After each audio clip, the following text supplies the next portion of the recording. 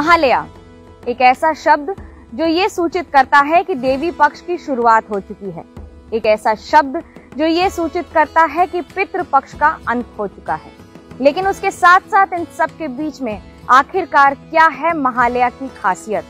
दरअसल महालया का दिन पूरे भारत में, खास तौर से बंगाल में, एक ऐसे दिन की तरह मनाया जाता है जो ये सूचित करता है कि देवी कैलाश पर्वत से भारत यानी कि धरती की तरफ आगमन शुरू कर चुकी हैं। अवतरित होने की इस प्रक्रिया में ऐसा माना जाता है कि देवी का आह्वान किया जाता है। सुबह सवेरे करीब 4 बजे के आसपास जागो देवी जागो के उच्चारण से, या यूं कहें महिषासुर मर्दिनी के पाठ से उन्हें जगाया जाता है और साथ ही साथ आमंत्रित किया जाता है पृथ्वी पर। कई कहानियां जुड़ी हैं इससे। जब महिषासुर के आतंक से पृथ्वी परेशान थी, तीनों लोक में उसका आतंक था, तब देवी का आह्वान किया गया था। पार्वती का स्वरूप माने जाने वाली देवी दुर्गा का आह्वान करने के साथ साथ ये भी सूचित कर दिया जाता है कि अब देवी आएंगी और महिषासुर का वध करेंगी। दरअसल महिषासुर को ये घमंड हो चला था कि उसका वध कोई कर ही नहीं सकता, और एक महिला तो बिल्कुल भी नहीं। तभी देवी का आह्वान किया गया और दुर्गा देवी को पृथ्वी पर अवतरित करके महिषासुर का वध हुआ। लेकिन इन सब के बीच में महालया की कई खासियत हैं। दरअसल पंचांग के अनुसार महालया ये भी बताता है कि देवी इस बार किस स्वरूप में, कैसे और किस रथ पर आएंगी, यानी कि किस तरह से आएंगी। इस बार यानी कि इस वर्ष महालया कुछ अलग है। पहली बात ये कि महालया और देवी पक्ष के बीच में 1 महीने का समय आ गया है।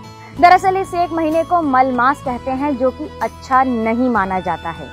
2020 का वर्ष कैसा जा रहा है ये सब जानते हैं, और इन सब के बीच में पंचांग भी वही दिखाता है। माना जा रहा है कि देवी इस वर्ष यानी इस दुर्गा पूजा पर पालकी पर आएंगी और जाएंगी हाथी पर। पालकी पर आने का मतलब होता है जिस तरह से पालकी चलती है हिलाते डुलाते हुए, उसी तरह से देवी भी आएंगी। लेकिन इसका मतलब ये भी है कि बहुत अच्छी सूचना नहीं है, जैसा कि ये वर्ष गया है।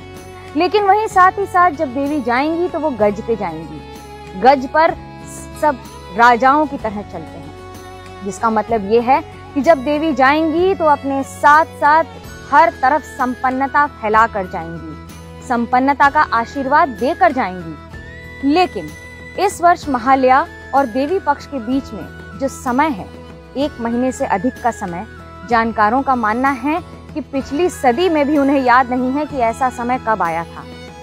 वैसे ही किसी को ये भी याद नहीं है कि कोरोना काल जैसा समय कब आया था।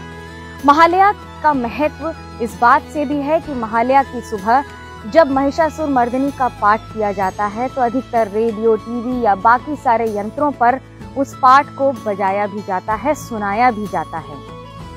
बीरेन कृष्ण भद्र की आवाज में महिषासुर मर्दिनी का पाठ सुबह सुनना अपने आप में एक देवी का आशीर्वाद स्वरूप माना जाता है। बंगाल में उस दिन सुबह आपको चारों तरफ इसी की ध्वनि सुनाई देगी।